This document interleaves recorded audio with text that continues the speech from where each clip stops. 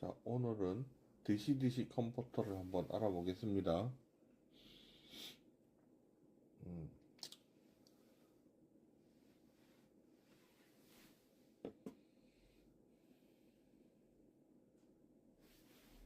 DC 컨버터, DC-DC 컨버터. DC-DC 컨버터는, DC를 DC로 변환하는 직류 변환 장치죠.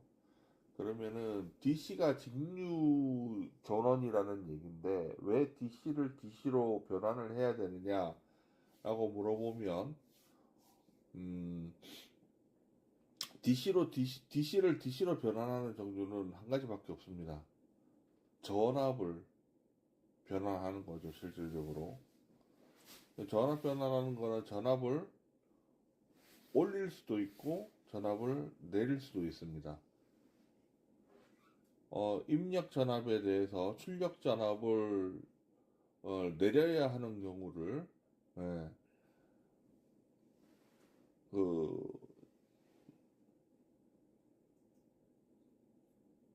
전압 이제 다운, 볼테이지 다운이라 그러고, 그 다음에 올려야 되는 경우를 볼테이지 업이라고 얘기를 하죠. 그래서, 어, DC-DC 컨버터에는 전압을 낮추는 경우, 그 다음에 전압을 높이는 경우 두 가지가 있는데, 전압을 낮추는 전원 장치를 우리는 강압 컨버터 또는 벅 컨버터 또는 스텝다운 컨버터라고 이야기를 합니다.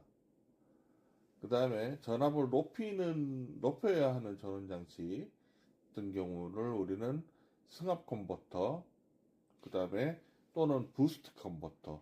부스터가 이제 뭐죠? 부스터라는 말 알죠? 올려야 되기 때문에 부스트라는 말을 쓰고 그 다음에 또는 스텝업 컨버터라고 이야기를 합니다. 그래서 우리가 일반적으로 사용을 하다 보면 아두이노 같은 경우에 그 다음에 그 라즈베리 파이 같은 경우에는 입력 전압을 5V를 주로 많이 사용을 합니다. 라즈베리 파이 같은 경우는 조금 특수한 경우기는 한데 왜 특수한 경우냐면 입력 전압은 5V를 넣도록 그렇게 설계가 되어 있는데 라즈베리 파이 그 메인칩 자체는 3.3V를 사용을 하죠.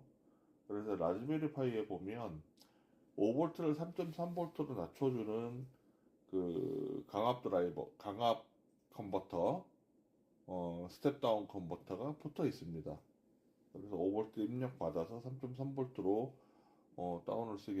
다운해서 쓰게 돼 있고, 아두이노 같은 경우는 5V를 받으면 5V를 그대로 사용을 하죠. 그런데 이제 외부에서 전원을 넣을 때는 특히 그 DC 잭이라고 이야기하는 그러한 잭을 이용을 해서 전압을 입력을 할 때는 일반적으로 7V 이상, 7V 이상 그렇게 입력을 하도록 되어 있습니다. 그럼 내부에서 5V로 이제 강압이 되면서 5V를 받아서 아두이노가 전원을 사용을 하게 됩니다. 그래서 이러한 전압의 변화가 필요하기 때문에 실질적으로 우리는 DC-DC 컨버터를 사용을 하는데 이 DC-DC 컨버팅을 해주는 주요 소자를 우리는 무엇이라고 뭐라고 부르냐면 레귤레이터라고 부르게 됩니다. 레귤레이터. 그래서 레귤레이터라는 거는 IC 소자의 이름이에요. IC 소자의 이름이고 이 레귤레이터는 크게 리니어 레귤레이터와 스위칭 레귤레이터 두 가지로 나누어지게 됩니다. 리니어 레귤레이터는 들어오는 전압, 입력 전압을 강제로 원하는 전압까지 강제로 그냥 무조건 다운시키게 되어 있어요. 그래서 손실이 굉장히 많습니다. 손실이 많은 것이 이 특징이고 스위칭 레귤레이터는 스위칭 소자를 이용을 해서 주파수를 만든 다음에 그 주파수의 PWM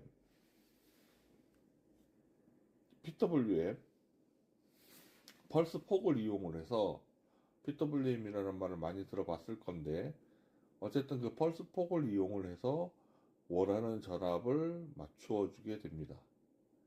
그래서 효율적인 측면에서 보면은 스위칭 레귤레이터가 훨씬 더 효율적이에요.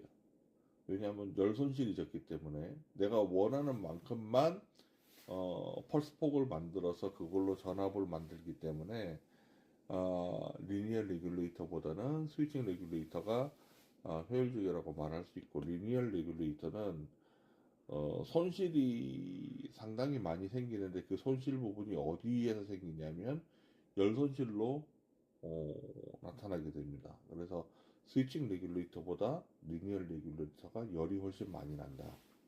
그 열은 전압 다운에 의한 어, 에너지가 전류가 전압 손실분에 대한 전류가 열로 발산하는 것이다. 이렇게 생각을 하면 되겠습니다.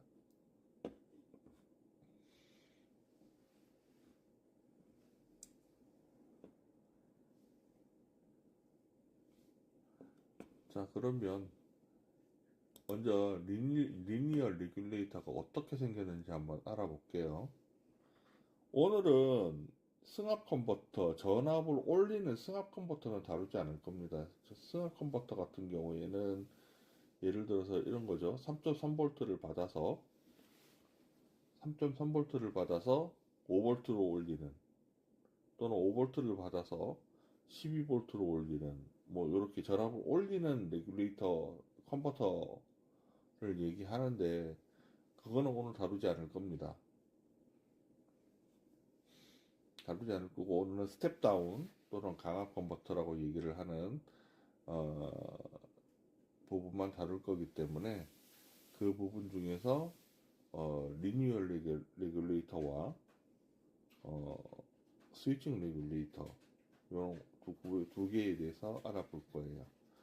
자, 앞에서 얘기했듯이 리니어 레귤레이터 같은 경우에는 DC-DC 컨버터 중에서 그냥 강제로 전압을 다운시키는 겁니다. 강제로. 그래서 내부가 이렇게 생겼습니다. 내부가 이렇게 생겼어요. 그 그림에서 보듯이 내부가 이렇게 생겼는데, 요거는 조금 더 자세히 들여다보게 되면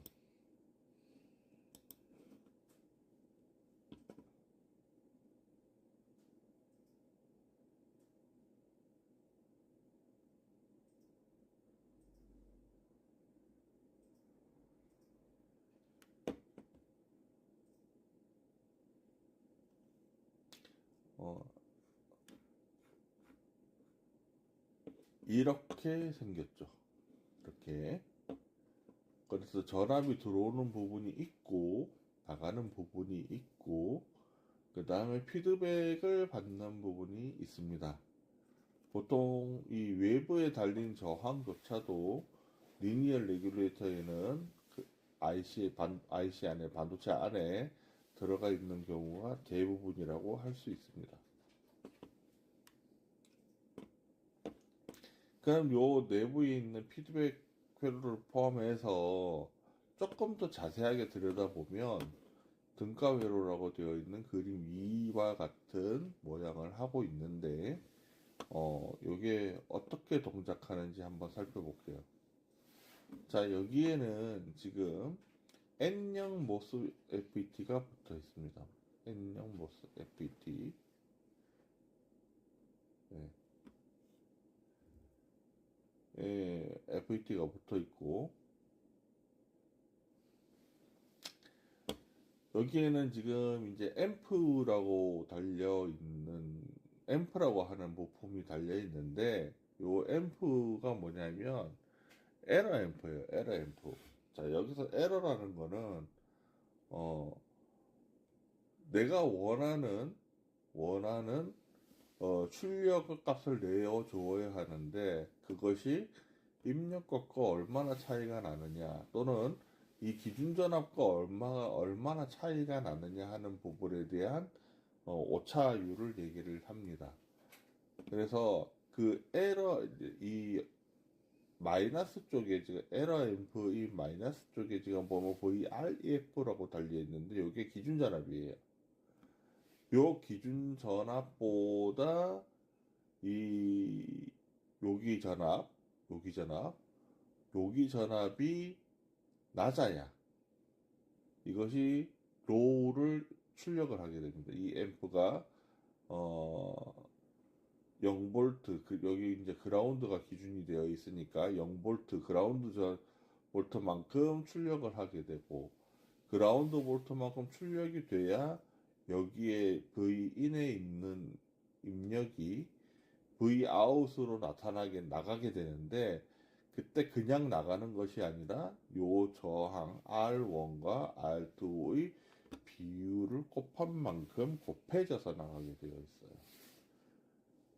그래서 예를 들어서 V인이 12V가 들어오고 있다. 나는 5V를 내보내고 싶어요. 라고 얘기를 하면 12V를 5V 쪽으로 내보내는 대신에 그냥 내보내는 것이 아니라 R1과 R2에 의해서 나눠지는 B만큼 곱해서 나가게 되어 있습니다. 그러면 요 B가 어느 정도 되어야 하느냐? 요 B가 R1과 R2의 B가 레퍼런스에다가 곱하는데 요 레퍼런스 전압에 곱하게 돼 있는데 요 B를 곱하게 돼 있으니까 그 B가 1보다는 커야 됩니다. 레퍼런스 전압은 보통 1.21에서 1.28 정도 되는 사이의 전압을 갖게 되는데 내부적으로 이 레퍼런스 전압에 어떤 값이 곱해져서 여기 출력 전압에 나타나야 되기 때문에 요 R1과 R2의 B는 최소 1보다 크다.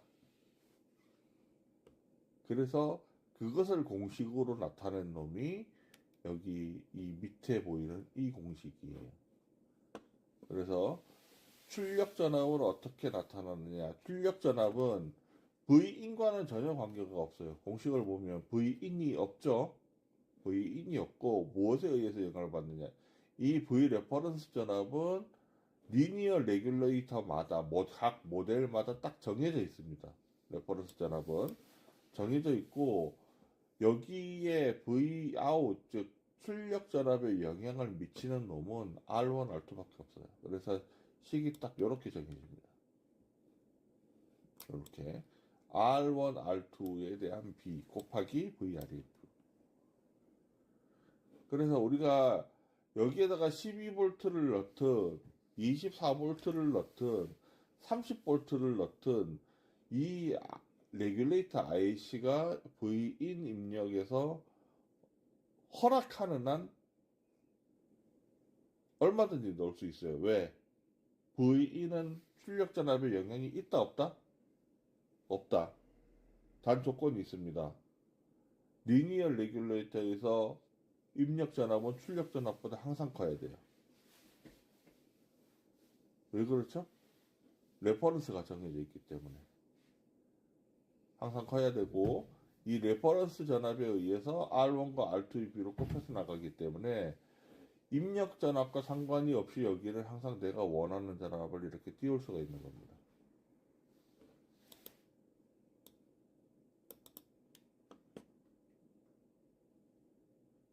됐나요? 리니어 레귤레이터에서 V인의 전압은 출력 전압에 영향을 주지 못한다. 두 번째, 레귤레이터의 IC 소자가 허락하는 입력 범위 내에서 V인은 얼마가 들어오든지 좋다. 단 조건 한 가지는 Vout 출력 전압보다는 높은 전압이 들어와야 한다.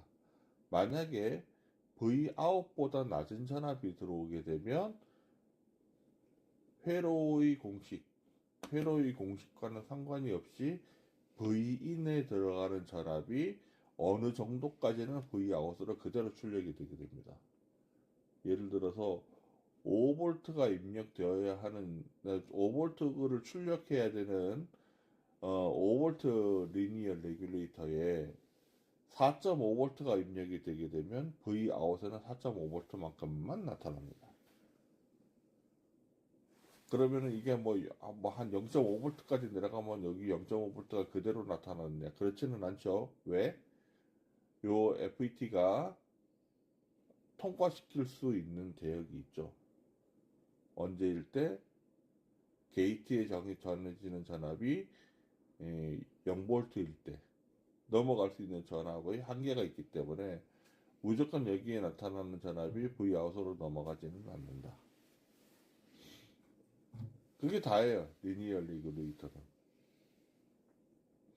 그래서 보통 리니어 레귤레이터들이 이제 요런 모양으로 많이 나오는데, 대체적으로 특징을 보면 리니어 레귤레이터 같은 경우에 가장 대표적인 게 7805, 7812로 불리우는 일명 78 시리즈, LM78XX 또는 KIA78XX 이런 식의 78 시리즈 레귤레이터들이 대부분 리니어 레귤레이터에 속하게 됩니다. 그래서 리니어 레귤레이터를 이렇게 만들 수 있어요. 이렇게.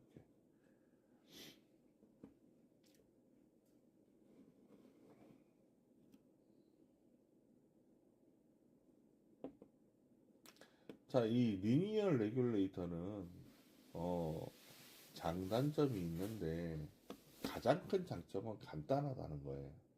회로를 굉장히 간단하게 꾸밀 수 있다.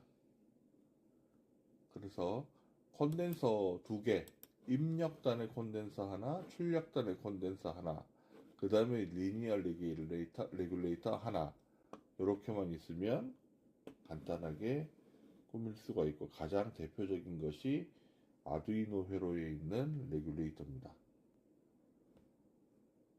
거기에 보면 입력단의 콘덴서 하나, 콘덴서고 알루미늄 콘덴서 하나, 출력단의 알루미늄 콘덴서 하나, 그 다음에 다리 3개짜리 IC가 이렇게 SMD로 붙어 있는 걸 확인해 볼 수 있어요.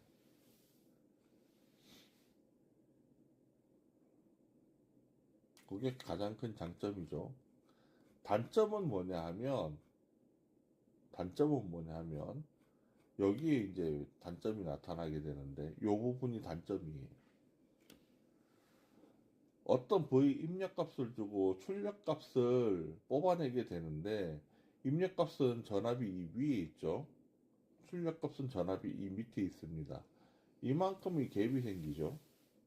이만큼의 갭이 어디로 가느냐? 갈 데가 없어요, 얘는. 그런데 모든 세상의 물리적인 법칙은 에너지 보존의 법칙, 그죠?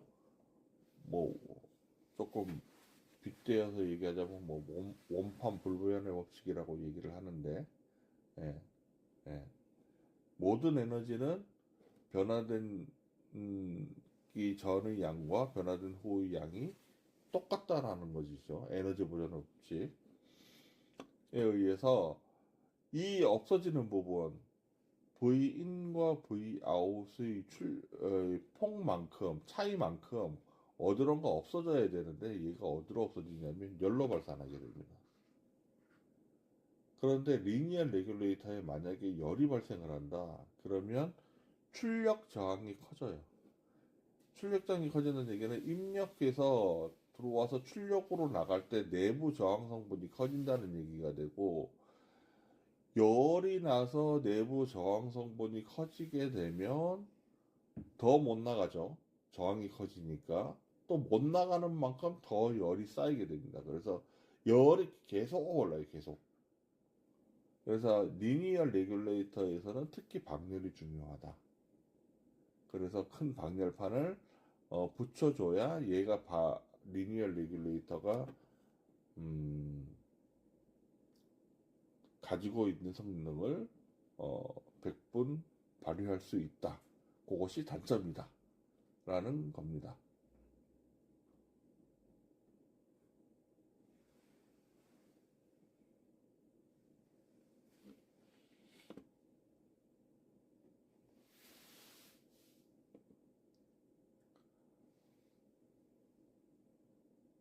자, 출력 전류에 대해서 한번 알아볼게요. 리니어 레귤레이터는 음, 출력 전류가 그렇게 클 수가 없어요. 보통 어, 가장 큰 게 한 3A 정도인데, 예를 들어서 최대 출력 전류가 3A라 할지라도 아까 위에서 얘기했던 열 손실, 열로 인한 내부 저항의 증가, 그로 인한 어, 열의 누적, 이러한 부분들 때문에 보통 가지고 있는 최대 출력치, 전류 출력치의 절반 정도를 사용을 하게 됩니다. 일반적으로. 그래서 효율이 한 50% 정도밖에 나오지 않습니다. 그 효율을 올리고 싶으면 방열판을 달아서 방열이 충분히 될 수 있도록 그렇게 만들어 주어야 가지고 있는 출력 전류의 한 7, 80% 정도를 사용을 할 수가 있어요. 리니어 레귤레이터는 다시 얘기하지만 전압을 강제적으로 내리는 소자다. 전압이 강제적으로 내려지는 만큼 나머지 분의 전압은 나머지 전압은 그러니까 사라지는 전압이죠. 열로 발산한다. 그 열을 제대로 잡아 주어야만 성능을 낼 수 있다.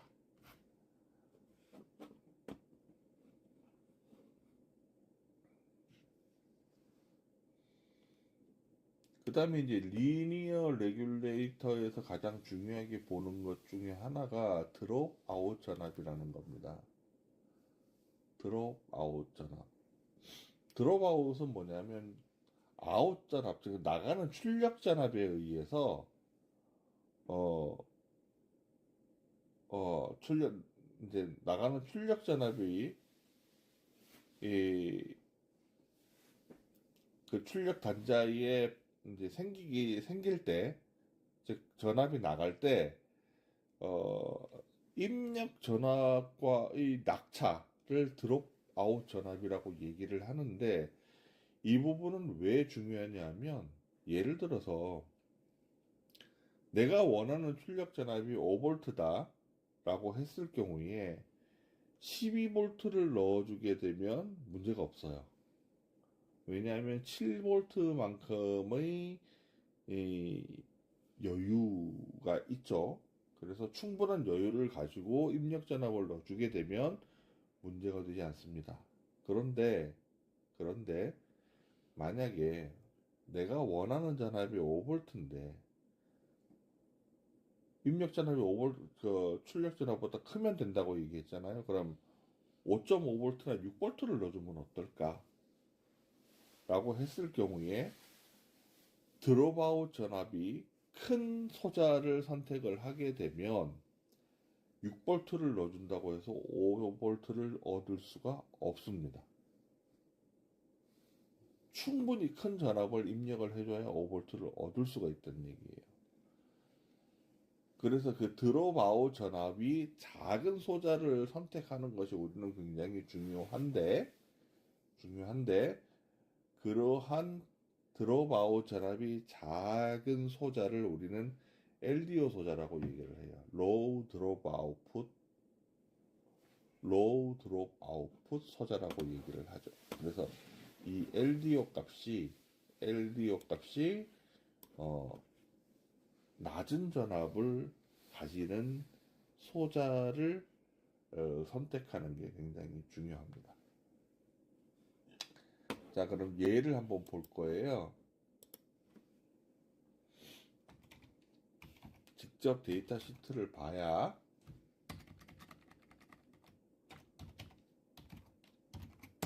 보면서, 자, 아까 리니어 레귤레이터의 가장 대표적인 예가 78 시리즈라고 얘기를 했어요. 그래서 78 시리즈 중에서 5V의 출력 전압을 갖는 7805, 78 뒤에 XX, 여기에 이제 05가 걸리면 5V 출력을 가지게 되는 거고요.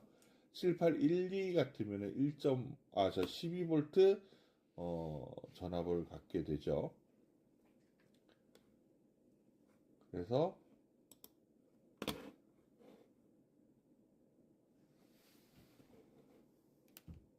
실제 데이터 시트를 보게 되면 이렇게 이제 다리가 3개짜리죠. 이렇게 생겼습니다.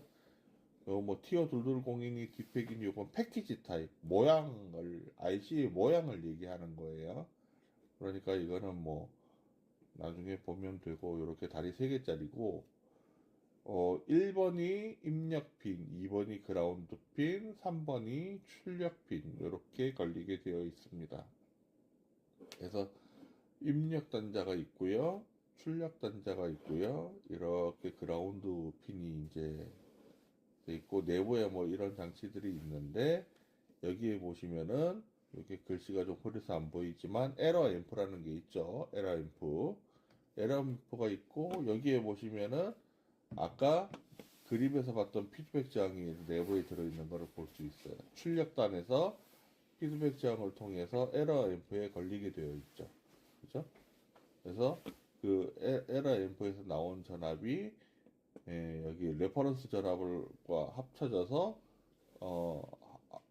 합쳐져서 다시 입력으로 도는 이러한 괴환 괴환이라는 게 이제 피드백이라고 얘기를 하고 또는 닫힌 루프, 폐루프를 이루고 있죠. 자, 우리가 그러면은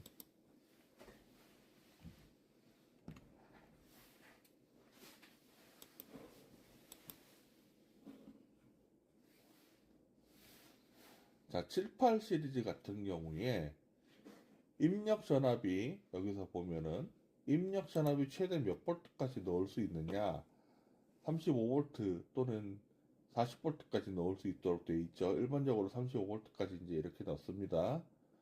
35V까지 넣을 수 있으면 아까 이 입력 전압은 출력 전압에 영향을 준다고 했나요? 못 준다고 했나요?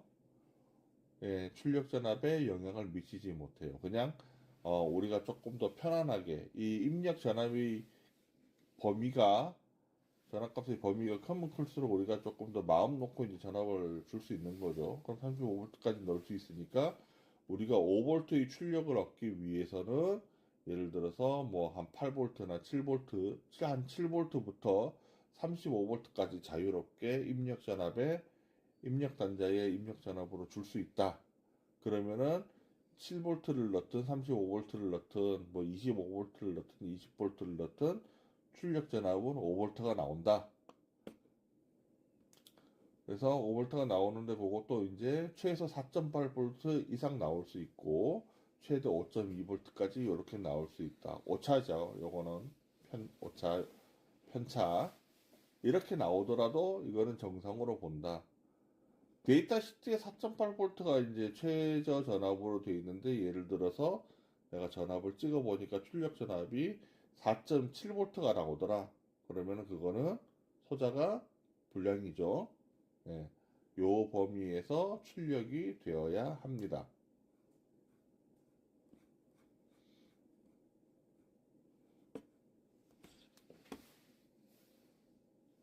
그 다음에 여기 보면은 피크 커런트라고 되어 있죠. 피크 커런트는 이제 최대 전류를 얼마까지 순간적으로 전류가 얼마까지 튀어도 얘가 소자가 버틸 수 있느냐 2.2A까지는 잠깐 동안 튀어도 상관이 없다. 그럼 그 잠깐 동안이 얼만데 예, 그거는 소자에 따라 다를 수 있습니다. 예. 그럼에도 불구하고 이렇게 이제 잠깐 동안 튀는 전류에 대해서는 소자의 안정성을 보장해 줄 수 있다라는 것이 이제 데이터 시트에 나와 있는 거고요.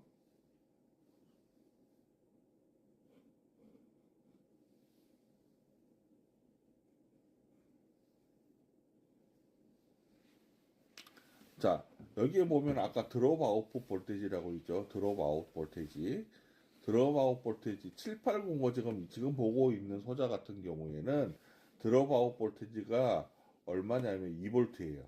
즉 2V라는 얘기는 뭐냐면 출력 전압보다 입력 전압이 최소 2V가 커야 된다.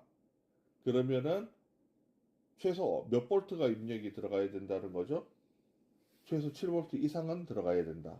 그래야 우리가 원하는 전압 5V를 뽑아낼 수 있다. 즉, 입력으로 넣는 전압값은 우리가 원하는 전압, 출력으로 나오는 전압 플러스 드롭아웃 볼테이지 이상 입력 전압으로 주어야 한다. 그러면은 얘는 이제 딱 입력 범위가 정해지죠. 어디부터 어디까지? 7V부터 35V까지. 됐죠?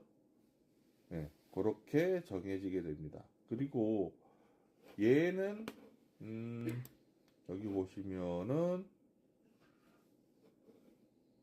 자, 사양에 보시면은 출력 전류를 얼마까지 쓸 수 있는지 나와 있어요. 아웃풋 커런트가 나와 있죠. up to는 까지입니다. 까지. 어디까지?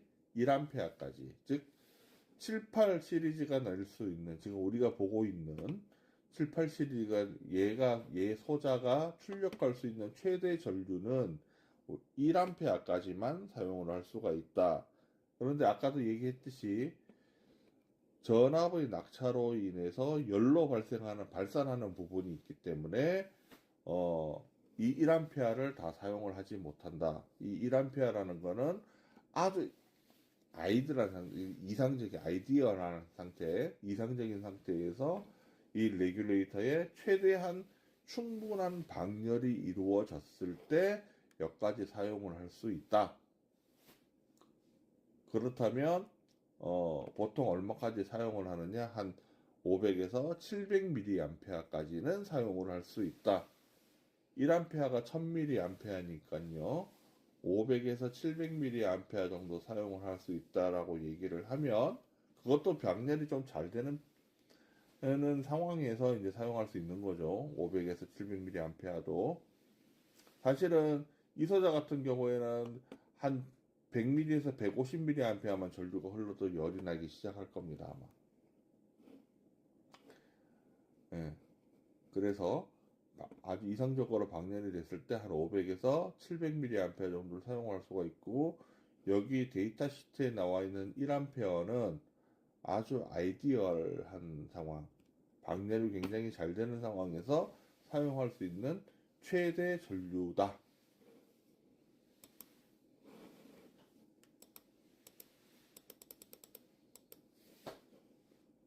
자, 그러면은 회로는 어떻게 사용을 하느냐?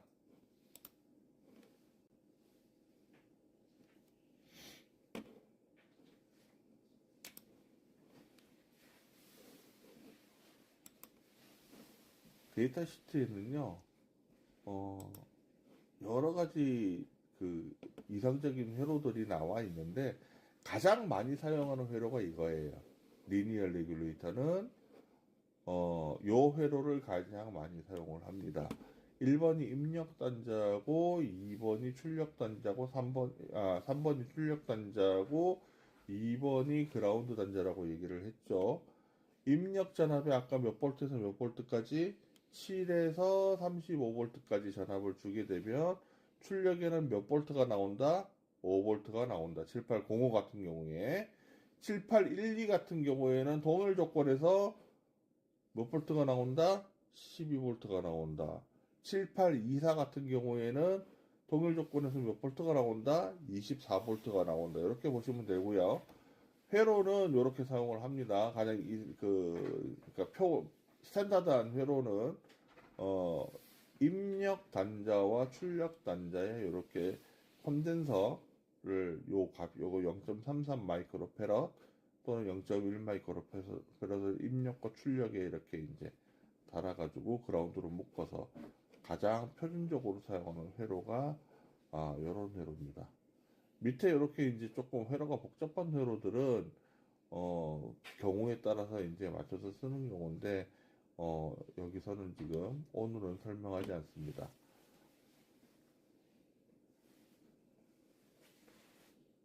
그만해.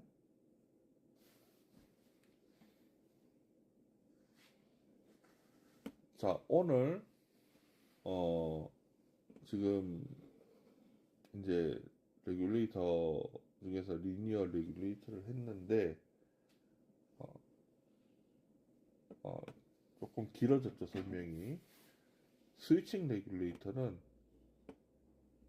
내일이나 보고, 네, 다시 유튜브에서 강의를 하는 것으로 하겠습니다. 오늘은 여기까지만 할게요. 오늘 앞에서 여러 가지 그 유튜브 세팅하는 관계로 시간을 좀 많이 보내버려 갖고 시간이 좀 많이 흘렀는데 오늘은 여기까지 하도록 하겠습니다. 이상입니다.